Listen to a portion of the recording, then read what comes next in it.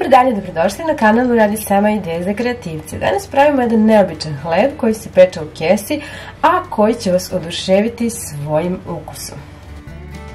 Najprije ćemo u jednu činicu da sipamo 400 ml mlake vode. Namrvit ćemo 25 g kvasca ili ćemo dodati jednu kesicu od 11 g suvog kvasca. Dodat ćemo u sve ovo i jednu kašičicu šećera, pa ćemo sve to da promešamo. Ostavit ćemo kvasac da nadođe nekih 10 minuta. Za ovaj recept ću koristiti senčansko brašno tip 500 za hleb i kolače. Kada je kvasac nadošao, sipat ćemo postepeno brašno koje je potrebno da se proseje.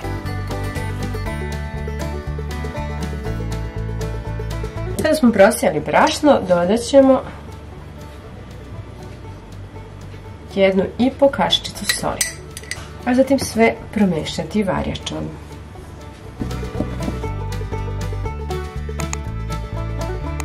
Pospite radnu površinu sa malo brašna, pa prebacite testo.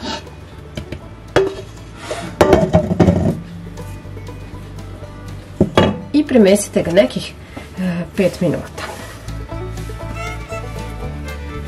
Pošto je testo lepljivo, a tako i treba da bude, nauljite šake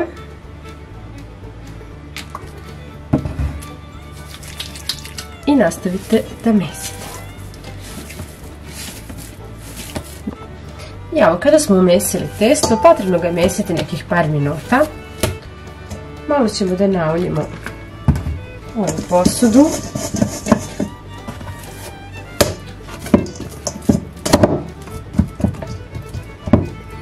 Staviti testo pa preklopiti prijanjajućom folijom.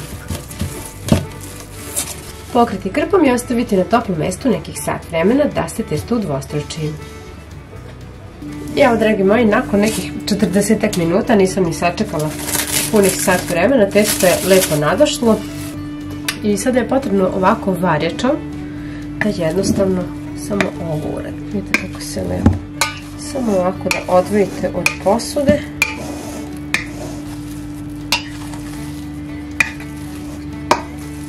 Ne treba da se premesi, nego ovako varjačom. Ponovo prekrijete prijanjajućom folijom i ostavite nekih 30 minuta na toplo.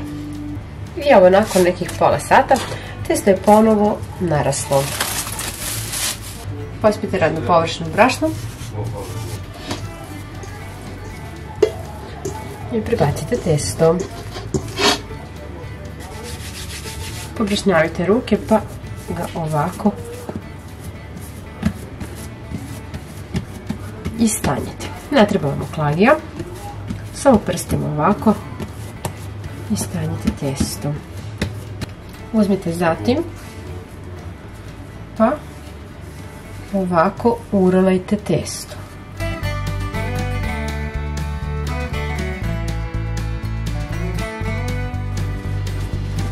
Okrenite ga ovako pa pritisnite ove krajeve kao i ove krajeve.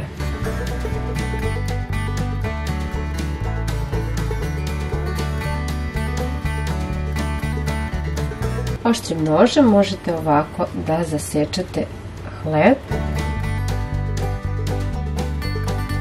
Treba će vam zatim ovako ove kese za pečenje mesa. Najbolje je bilo da vam neko pomogne da vam pridrži kesu dok ubacite hleb i da pobrašnjavite ruke odozgo dok ubacujete. Sada ćemo da zatvorimo kesu.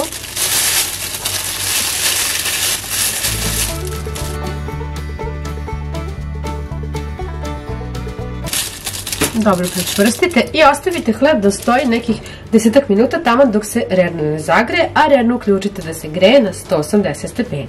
Pečemo na 180 stepeni nekih 50 minuta.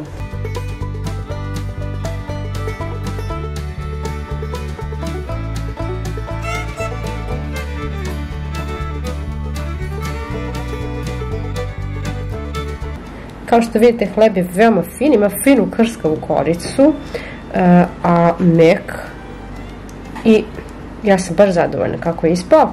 Verujem da će vam se dopasti ovaj recept i da ćete uživati u ukusu ovog hleba. Puno vas pozdravljam i želim sve najbolje. Ćao!